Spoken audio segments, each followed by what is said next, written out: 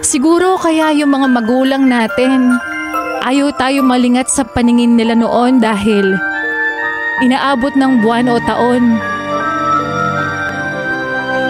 bago ka nila makasama ngayon.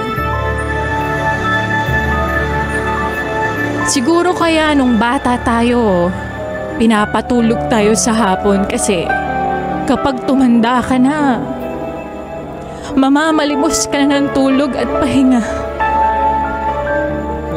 Siguro kaya pinapakain tayo ng masustansya noon para sa pagtanda mas malakas nating haharapin yung mga pagsubok ng buhay.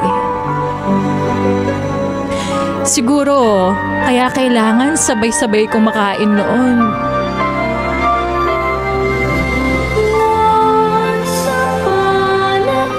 Kasi darating pala yung araw na mag-isa ka na lang kakain ngayon.